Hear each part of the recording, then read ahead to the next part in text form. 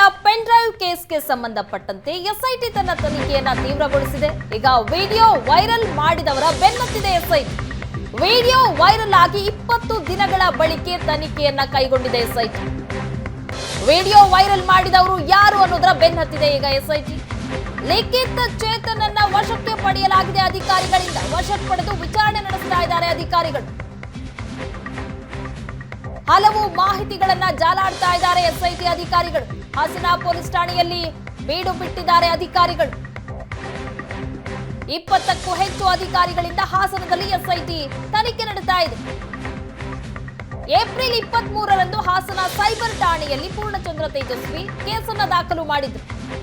Video ಹರಿಬಿಟ್ಟವರ ವಿರುದ್ಧವಾಗಿ case ದಾಖಲಾಗಿ 20 ದಿನಗಳ ನಂತರ ಈಗ ಎಸ್ಐಟಿ ವಿಚಾರಣೆ ನಡೆಸ್ತಾ ಇದೆ. 2 ದಿನದ ಹಿಂದೆ ಪ್ರಕರಣವನ್ನ ಹಸ್ತಾಂತರ ಮಾಡಿಕೊಂಡಿತ್ತು ಎಸ್ಐಟಿ. ಈಗ ವಿಚಾರಣೆಯನ್ನ ನಡೆಸ್ತಾ ಇದೆ. 20ಕ್ಕೂ ಹೆಚ್ಚು ಅಧಿಕಾರಿಗಳಿಂದ ಹಾಸನದಲ್ಲಿ ಎಸ್ಐಟಿ ವಿಚಾರಣೆ. ಲಿಖಿತ್ ಹಾಗೆ ಚೇತನ್ ಅನ್ನುವಂತವರನ್ನ ಇಬ್ಬರನ್ನ ವಶಕ್ಕೆ ಪಡೆದು ವಿಚಾರಣೆಯನ್ನ ನಡೆಸಲಾಗ್ತಾ ಇದೆ. ಕಂಪ್ಲೇಂಟ್ ನಲ್ಲಿ ಚೇತನ್ ಹೆಸರಿತ್ತು. ಚೇತನನ್ನ ವಶಕ್ಕೆ ಪಡೆಯಲಾಗಿದೆ. ಜೊತೆಗೆ ಲಿಖಿತ್ ಅನ್ನ ಸಹ ವಶಕ್ಕೆ ಪಡೆದು ಅಧಿಕಾರಿಗಳು ಎಸ್ಐಟಿ ಅಧಿಕಾರಿಗಳು ವಿಚಾರಣೆಯನ್ನ ನಡೆಸ್ತಾ ಇದ್ದಾರೆ.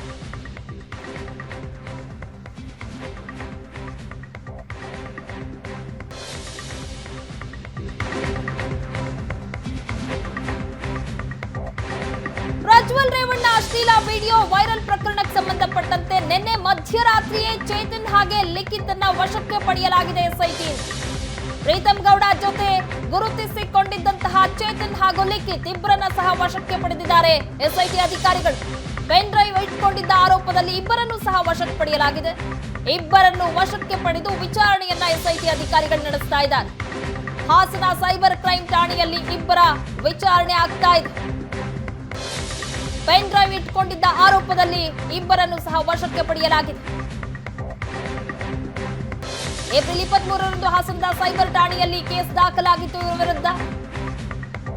ಕೇಸ್ ದಾಖಲಾದ ಹಿನ್ನೆಲೆಯಲ್ಲಿ 2 ದಿನಗಳ ಹಿಂದೆಯಷ್ಟೇ ಎಸ್ಐಟಿಗೆ ಆ ಕೇಸ್ ಹಸ್ತಾಂತರ ಆಗಿದೆ. ಈಗ ಎಸ್ಐಟಿ ಅಧಿಕಾರಿಗಳು ನಿನ್ನೆ ರಾತ್ರಿನೇ ಚೇತನ್ ಹಾಗೆ ಲಿಖಿತ್ ಇಬ್ಬರನ್ನ ಸಹ ವಶಕ್ಕೆ ಪಡೆದಿದ್ದಾರೆ.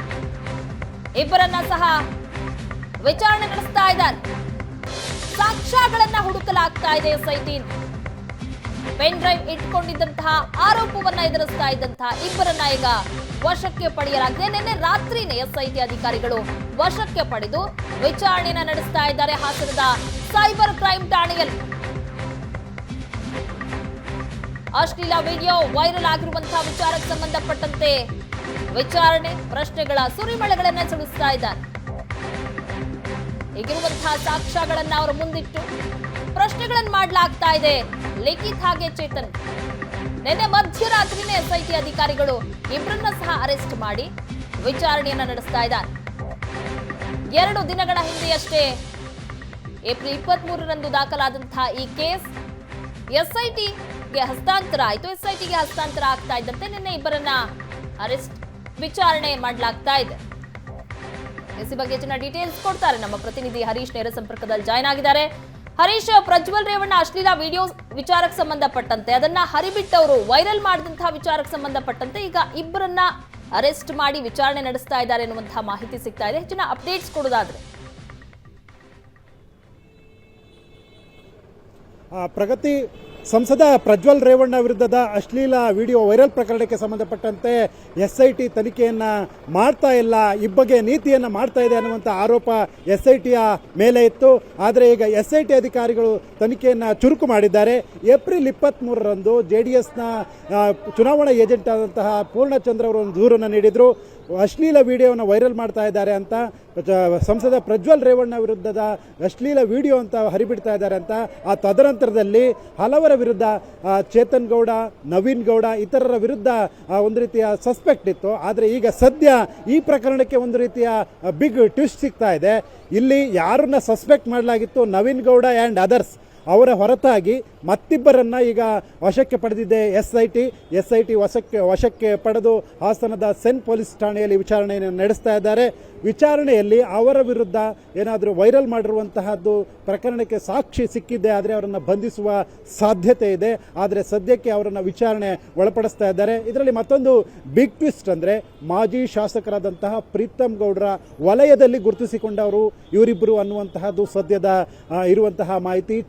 ಚೇತನ್ ಮತ್ತು ಲಿಖಿತ್ ಗೌಡ ಇವರಿಬ್ಬರು ಸಹ ಪ್ರೀತಮ್ ಗೌಡ್ರ ಅತ್ಯಾಪ್ತ ವಲಯದಲ್ಲಿ ಗುರುತಿಸಿಕೊಂಡಿದ್ರು, ಅವರ ಜೊತೆ ಕೆಲಸವನ್ನು ಮಾಡ್ತಾ ಇದ್ರು ಅನ್ನುವಂತಹದ್ದಿದೆ. ಹೀಗಾಗಿ ಒಂದು ವಿಷಯ, ಚೇತನ್ ಮತ್ತು ಲಿಖಿತ್ ಗೌಡ ವಿರುದ್ಧ ಆರೋಪಕ್ಕೆ ಸಂಬಂಧಪಟ್ಟಂತೆ ಸಾಕ್ಷಿ ಸಿಕ್ಕಿದೆ. ಆದರೆ ಪ್ರೀತಮ್ ಗೌಡರು ಸಹ ಈ ವಿಡಿಯೋ ವೈರಲ್ ಪ್ರಕರಣಕ್ಕೆ ಸಂಬಂಧಪಟ್ಟಂತೆ ಅವರ ಫಾಲೋವರ್ಸು ಇದರಲ್ಲಿ ಪಾತ್ರವನ್ನು ವಹಿಸಿದ್ರ ಅನ್ನುವಂತಹದ್ದು ಸಹ ಈಗ ಬಿಗ್ ಟ್ವಿಸ್ಟ್ ಸಿಗುತ್ತೆ. ಈಗ ಸದ್ಯಕ್ಕೆ ಹಾಸನದ ಲಿಖಿತ್ ಗೌಡ ಮತ್ತು ಚೇತನ್ ಈ ಇಬ್ಬರನ್ನ ಎಸ್ಐಟಿ ಪೊಲೀಸರು ವಶಕ್ಕೆ ಪಡೆದು ಹಾಸನದ ಸೆನ್ ಪೊಲೀಸ್ ಠಾಣೆಯಲ್ಲಿ ವಿಚಾರಣೆಯನ್ನು ನಡೆಸ್ತಾ ಇದ್ದಾರೆ. ನಿನ್ನೆ ತಡರಾತ್ರಿಯಿಂದಲೇ ಇಬ್ಬರನ್ನ ವಶಕ್ಕೆ ಪಡೆದು ವಿಚಾರಣೆಯನ್ನು ನಡೆಸ್ತಾ ಇದ್ದಾರೆ. ನಾವೀಗ ಹಾಸನದ ಸೆನ್ ಪೊಲೀಸ್ ಠಾಣೆಯ ಮುಂಭಾಗದಲ್ಲಿದ್ದೇವೆ. ಮೇಲ್ಭಾಗದ ಸೆನ್ ಕೊಠಡಿಯಲ್ಲಿ ಎಸ್ಐಟಿ ಅಧಿಕಾರಿಗಳು ವಿಚಾರಣೆಯನ್ನು ನಡೆಸ್ತಾ ಇದ್ದಾರೆ. ಈಗ ಸದ್ಯದ ಆರೋಪ ಇರತಕ್ಕಂಥದ್ದು ಹಾಸನ ನಗರದಲ್ಲಿ ವೈರಲ್ ಆಗೋದಕ್ಕೆ ಹಲವರ ಪಾತ್ರ ಇದೆ ಅನ್ನುವಂತಹದ್ದು ಚರ್ಚೆ ಇತ್ತು. ಅದರಲ್ಲಿ ಕಾಂಗ್ರೆಸ್ನವರ ಪಾತ್ರ ಇದೆ ಹಾಗೂ ಬೇರೆ ಬೇರೆ ಪಕ್ಷಗಳ ಪಾತ್ರವೂ ಸಹ ಇದೆ. ಪ್ರಜ್ವಲ್ ರೇವಣ್ಣ ವಿರುದ್ಧದ ಅಶ್ಲೀಲ ವಿಡಿಯೋ ಎನ್ನಲಾಗಿದ್ದಂತಹ ವಿಡಿಯೋಗಳನ್ನು ಹರಿಬಿಟ್ಟಿದ್ದಾರೆ, ವೈರಲ್ ಮಾಡಿದ್ದಾರೆ ಅನ್ನುವಂಥ ಆರೋಪ ಇತ್ತು. ಈ ಪ್ರಕರಣಕ್ಕೆ ಸಂಬಂಧಪಟ್ಟಂತೆ ಸಂಸದ ಪ್ರಜ್ವಲ್ ರೇವಣ್ಣ ವಿರುದ್ಧ ಈಗಾಗಲೇ ಪ್ರಕರಣ ದಾಖಲಾಗಿದೆ. ಸಂತ್ರಸ್ತೆಯರ ದೂರಿನ ಹಿನ್ನೆಲೆಯಲ್ಲಿ ಪ್ರಕರಣವನ್ನು ದಾಖಲು ಮಾಡಿಕೊಳ್ಳಲಾಗಿದೆ. ಆದರೆ ವಿಡಿಯೋ ವೈರಲ್ ಪ್ರಕರಣಕ್ಕೆ ಸಂಬಂಧಪಟ್ಟಂತೆ ಇದುವರೆಗೂ ಯಾವುದೇ ಸಹ ತನಿಖೆಯನ್ನು ಎಸ್ಐಟಿ ಅಧಿಕಾರಿಗಳು ನಡೆಸ್ತಾ ಇಲ್ಲ. ಇಬ್ಬಗೆಯ ನೀತಿಯನ್ನು ಎಸ್ಐಟಿ ಅಧಿಕಾರಿಗಳು ತಳೆದಿದ್ದಾರೆ ಅನ್ನುವಂತಹ ಆರೋಪ ಎಸ್ಐಟಿಯ ಮೇಲೆ ಇತ್ತು. ಈಗ ಆ ಆರೋಪಕ್ಕೆ ಪ್ರತ್ಯುತ್ತರವನ್ನು ಎಸ್ಐಟಿ ನೀಡಿದೆ. ವಿಡಿಯೋ ವೈರಲ್ ಮಾಡಿದವರ ವಿರುದ್ಧವೂ ಸಹ ಈಗಾಗಲೇ ಅಸ್ತ್ರವನ್ನು ಪ್ರಯೋಗ ಮಾಡ್ತಾ ಇದೆ ಎಸ್ಐಟಿ.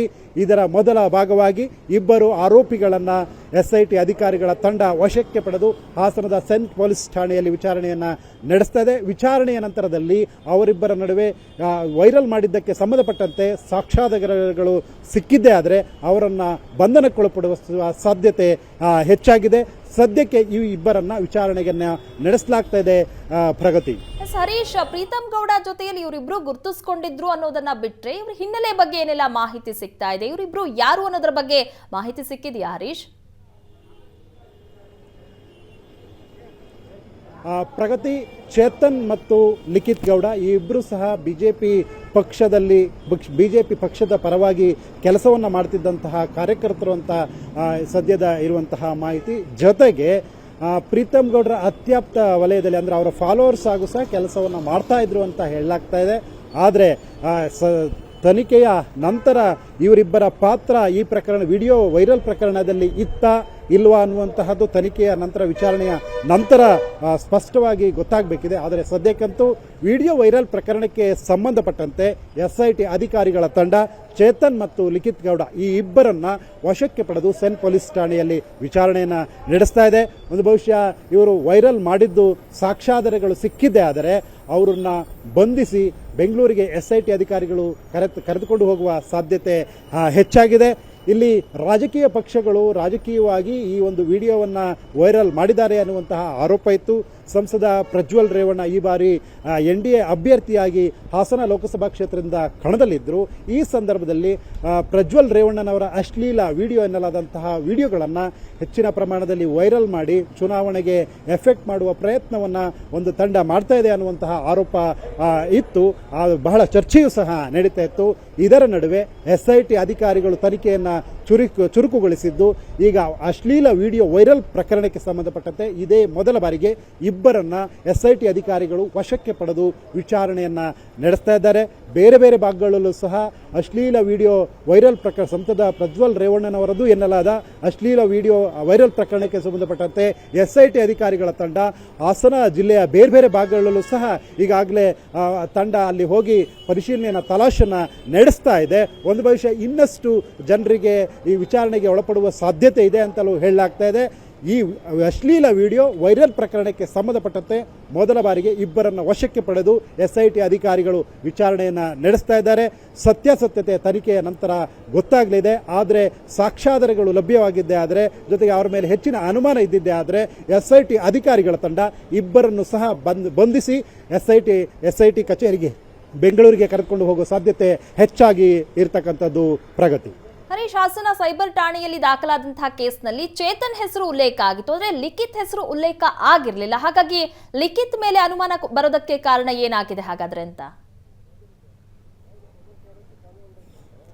ಪ್ರಗತಿ, ಇದರಲ್ಲಿ ಒಂದು ವಿಷಯ ಇದೆ. ಏನಂದರೆ, ಇದು ಚೇತನ್ ಅವರು ಏನು ಸಸ್ಪೆಕ್ಟನ್ನು ಮಾಡಿದರು ಈ ಹಿಂದೆ, ಅವರು ಬಿಕ್ಕೋಡಿನ ಚೇತನ್ ವಿರುದ್ಧ ಸಸ್ಪೆಕ್ಟನ್ನು JDSನ ಕಾರ್ಯಕರ್ತರು ಮಾಡಿದರು. ಆದರೆ ಆ ಚೇತನ್ನೇ ಬೇರೆ, ಈ ಚೇತನ್ನೇ ಬೇರೆ.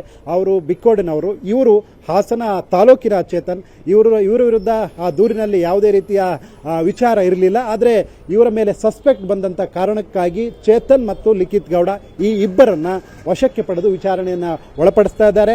ನವೀನ್ ಗೌಡ ಅದರ್ಸ್ ಅವ್ರ ಮೇಲೆ ನವೀನ್ ಗೌಡ ಮತ್ತು FIR ದಾಖಲಾಗಿದೆ. ಸೆನ್ ಪೊಲೀಸ್ ಠಾಣೆಯಲ್ಲಿ ಏಪ್ರಿಲ್ 23ರಂದು ಪೂರ್ಣಚಂದ್ರ ಎಂಬುವರು ನೀಡಿದ ದೂರಿನ ಹಿನ್ನೆಲೆಯಲ್ಲಿ ನವೀನ್ ಗೌಡ ಅಂಡ್ ಅದರ್ಸ್ ಮೇಲೆ FIR ದಾಖಲಾಗಿದೆ. ಇವರು ಆಂಟಿಸಿಪೇಟರಿ ಬೇಲ್ಗೂ ಸಹ 4 ಆಂಟಿಸಿಪೇಟರಿ ಬೇಲ್ಗೆ ಟ್ರೈ ಮಾಡಿದ್ರು. ಆದರೆ ಆಂಟಿಸಿಪೇಟರಿ ಬೇಲ್ ರಿಜೆಕ್ಟ್ ಆಗಿದೆ. ಈಗ ಸದ್ಯ ಅವರಿಗೆ ಆ 4ವರಿಗೂ ಸಹ ಬಂಧನದ ಭೀತಿ ಒಂದು ಕಡೆ ಇದ್ರೆ, ಈಗ ಈ ಪ್ರಕರಣಕ್ಕೆ ಸಂಬಂಧಪಟ್ಟಂತೆ ಮತ್ತೊಂದು ರೀತಿಯ ಬಿಗ್ ಟ್ವಿಸ್ಟ್ ಸಿಗ್ತಾ ಇದೆ. ಅದು ಹಾಸನ ತಾಲೂಕಿನ ಇಬ್ಬರನ್ನ ವಶಕ್ಕೆ ಪಡೆಯುವ ಮೂಲಕ SIT ಅಧಿಕಾರಿಗಳು ತನಿಖೆಯನ್ನು ಮತ್ತಷ್ಟು ಚುರುಕುಗೊಳಿಸಿದ್ದಾರೆ. ಪ್ರಗತಿ. ಥ್ಯಾಂಕ್ ಯು ಹರೀಶ್, ನಿಮ್ಮೆಲ್ಲ ಡೀಟೇಲ್ಸ್ಗಾಗಿ.